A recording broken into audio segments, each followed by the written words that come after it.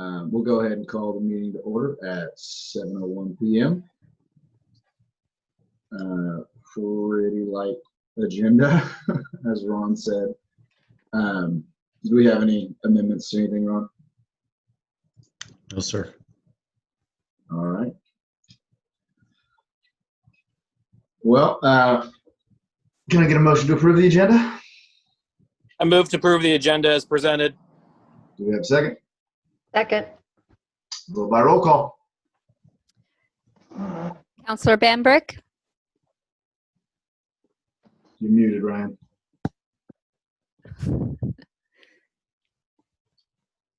Aye.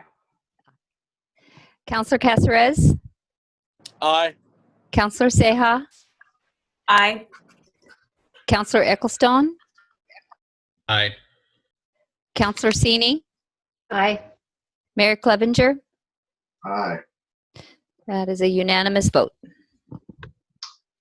So first thing, we have a proclamation declaring the first week of September 2020 be known as Home Inventory Week.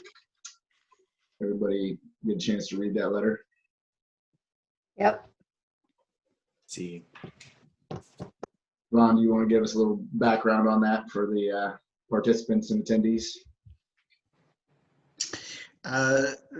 I actually don't have the proclamation in front of me, but do you have it, Mayor? Yeah, and so just September is National Preparedness Month. So the Oregon Department of Consumer and Business Services has asked that we designate the first week Home Inventory Week for people to make a inventory of their personal property, items that would have serial numbers to it for any type of like damage or insurance claims, and then to meet with their insurance agent to make sure they have the right coverage. Yeah, and typically we get requests with these proclamations. We don't always forward them to council, but because this one aligns with our emergency preparedness, it was a good proclamation to bring forward. Yep. So we'll go ahead and read this. Before the City Council of Aumsville, Oregon, proclamation.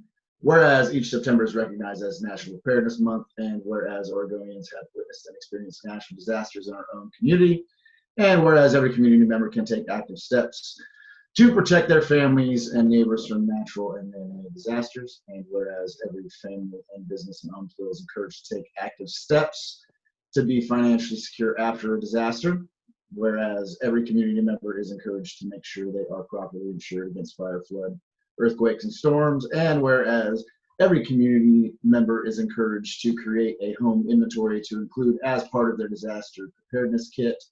Now, therefore, the Aumsville City Council recognize the importance of disaster preparedness in the city of Aumsville and issues the following proclamation. Hereby proclaims the city of Aumsville that the first week of September 2020 shall be designated as Home Inventory Week, and join cities across Oregon to encourage everyone to build a home inventory of their personal property and speak with an insurance agent to make sure they are financially prepared for disaster. Dated this 24th day of August, 2020. Everybody cool with that? Yep. All right. Do we have any public comment? So for our attendees, you can just press the button to raise your hand if you have any comment you would like to make.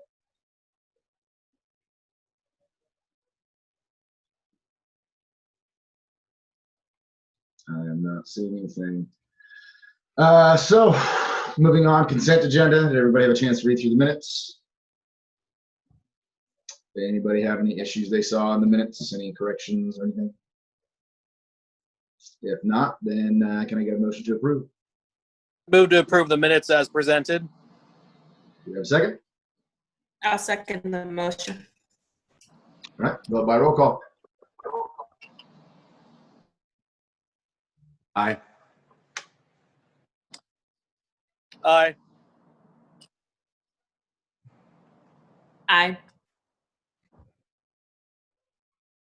Aye. Aye. Aye.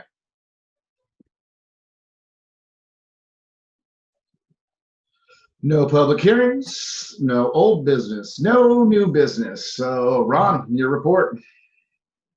Very minor report today. Just to update you on COVID cases, we are up to 35 based on the Marion County tracking dashboard. The last week or so, we've increased a little bit. In the Aumsville general zip code. So they track these versus zip code, not necessarily city limits. So that actually is quite a wide area. But obviously we know we have cases within the city. Today we finalized the business relief fund applications with a couple of council member panelists, and we've notified all those recipients of their status, and we'll be getting checks out to those folks. They just have to fill out a 1099 so we can issue the check, and then we'll have the checks ready to go. And so they should get them right away. As you know, many of you participated in our Great Corn giveaway. It was a fantastic success, I think. We estimate somewhere between 16 and 18 tons of corn were given away, and somewhere around 1,500 bags. We said at least 12, at least a dozen in the bags, but a lot of them, we were just filling up bags. There's 16, 18, 20 ears, and that was fine with us. And we got a lot of positive feedback from that event, so that was really good. The other event that we have right now is our Corny video, and going along with Corn Festival. We don't have a lot of entries, and Friday, I believe Friday is the deadline. Is that right, Colleen? I think Friday. It's the 31st. I think that's Friday. That's actually a Monday.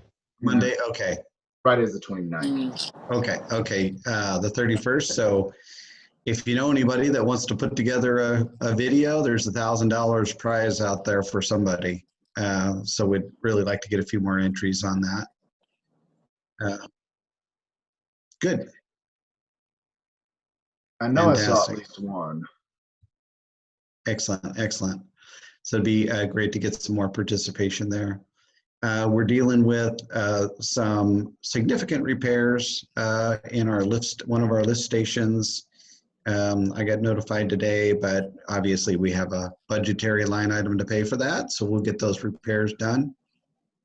Other than that, there's really nothing else to report. I saw a few, we did post in the newsletter a sample of what our new water bill is going to look like. We also put that up on Facebook today, and we've sent it out in a couple of other different forms. So I think we're getting that out there. Hopefully when people get those, they will self-identify with the bill, and that'll work out well for us. I saw a few of you shared that information. I'll share it again tomorrow. I think those bills will be going out this week sometime, or the end of the week or next week. But otherwise, I think things are moving along pretty well. I think we're going to have a couple of light agendas coming up. We're still working on those code updates. Unfortunately or unfortunately, however you want to look at it, there were a couple of significant court cases that affected a number of ordinances that were recently decided, and so we had to kind of go back and rework a number of those. Legal still reviewing through, just all the additional work that they have through COVID, but it should be fairly soon. I expect to start getting those chapters, and a chapter will have multiple ordinances within them. We have 3 chapters that were complete. The development ordinance is its own chapter, a flood chapter, and then I think the franchise chapter, which we did not touch because we have active franchise agreements. And so chapter 7 needs no revision, so we're revising 1 through 6, but they have some really detailed, and some of them are very significant ordinances. So we'll be doing staff review on some of those this week, and then we'll start bringing those to council 1 chapter at a time, and then we'll see how that goes. In the meantime, my thought was instead of doing like that strategic planning retreat, I think what I'm going to do is I'm going to go ahead and insert some of that strategic discussion under new business on our agenda for some of these lighted agendas that we've got coming up. And we can just touch. We still got branding decisions to make. We started on a new logo, if council recalls, and we had some revisions. We need to come back and finalize that so we can continue to work on that branding. I've got some ideas for how to move some of our road projects forward. I'd like to kind of get council's nod on if that's a good direction to head or not. And there's a few other things that are significant. The water and the sewer, we've got to talk about. I've put some preliminary numbers together for water and sewer rates based on the work that we have ahead of us. And so we need to just really start putting our heads together and deciding, what direction we're going and how we're going to communicate this to the public, because, the water in of itself isn't that major of an issue. There's a lot of major projects, but the ones that are of urgency, I would consider significant, but not, overbearing. The sewer, on the other hand, as you know, is one of those kind of overbearing projects that really is going to be a tough issue for us to deal with. Regardless, I think we need to have a communication plan rolled out even before the capital facility plan is completed. We need to start educating the public on the issue, what some of the potential results could be. I put some preliminary numbers together, which we can come up with loan numbers and rate numbers based on those loan numbers. And they're hypothetical at this point until the capital facilities project or the capital facilities plan is complete. But I would venture to say from my experience that they're not going to be too far off.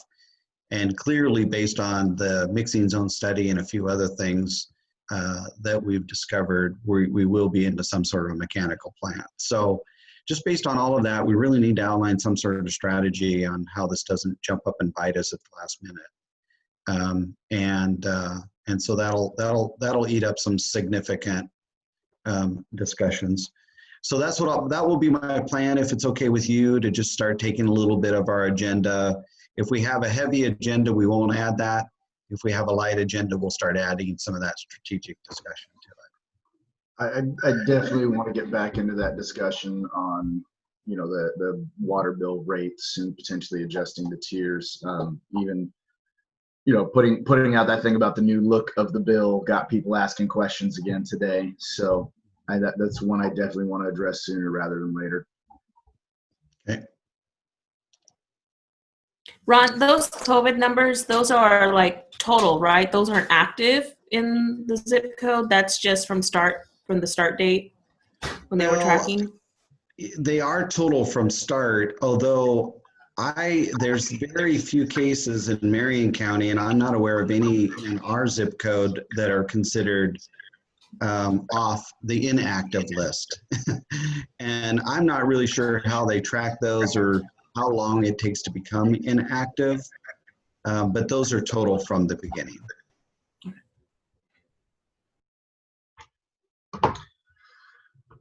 All right. Well, if that's all you got, Ron. That's all I got. Trudging along. Council, anybody got anything for the group? Just wanted to take the time to kind of give some positive recognition to Ron, staff, and all our volunteers that took the time to put together a solid Corn Festival event. I know the mayor and I talked a little bit during the event itself and kind of really appreciated the setup for how the corn was being given out. And I got a lot of good feedback from citizens liking that setup, and just overall it was a very smooth operation. And I know people worked their ass off that day, and really put in a lot of effort. So I just want to thank all the staff and volunteers, the Exchange Club, everybody that collaborate to make that happen. It was a team effort, and it was nice to be able to give people the opportunity to experience a little bit of the Corn Festival and have something to take home and actually be able to celebrate a little bit despite our pandemic. So thank you. Yeah, the drive-through method of doing things actually worked out really well. You might want to keep doing that. It's better than having people stand in line all day. Yeah, that was, I think I posted a couple times at how proud I am of everybody. Like I wanted that organized every year. I'm so proud of you guys. It was such amazing. It made my heart flutter. It was awesome. And a lot of, there was multiple layers of benefit to the community. The food bank, we gave some corn to the food bank. The Marion County food share got a huge load of corn. This was corn that we knew, we wanted to donate portion of what we were purchasing. We had a sponsor in Republic Services. They sponsored the corn, so really it was a no cost to us. And then they allowed, by donations, the Exchange Club to earn some money. And I would venture to say that that will keep this Exchange Club going at least through this year, through the COVID event, make sure that they can all pay their dues and continue to serve the community. So a lot of positive benefit from that one little event, multiple layers of benefiting partners there. I got a couple of things. One, everybody knows COVID's making everything wacky. The dates are shifting around again for me going back to Africa. So right now I've got like a month-long window of when they will potentially send me back. But no hard date yet. I'm assuming it's going to be sometime towards the end of September, first part of October, somewhere in there, but no real dates yet on that. So like I keep saying, I'll keep the council in the loop on all of that. Like this next Saturday market is the last one for the year. I don't know if anyone is willing to be present at the city's booth, but I will more than likely be trying to get my own booth to hand out signs and stuff since I am running again. And I would rather have someone else be, sitting at the city booth so there's no blurred lines or confusion or any of that stuff. I will be there as a campaign function, not a city function. If someone wants to be present just to ask questions or whatever, or answer questions for a couple hours. I'll be there, Mayor. Yeah. Okay. I'm good. My daughter has a booth. I don't need to sit with her, so like I can hop over and be city councilor, not mom. Okay. And Colleen, I don't know what your setup is with booths right now. I'm waiting to contact you until Secretary of State's office approves my PC7 because I won't get fined again. Right. Okay.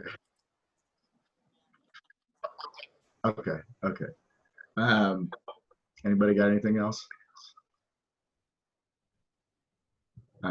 No correspondence, no executive session. If nobody has anything else, then we will adjourn the meeting at 7:19. Wow, short meeting. Is this a new record? What were you saying the other one was around, like 14 minutes or something? No, I thought 8 minutes? We're so close. Wowza. We'll get there. All right.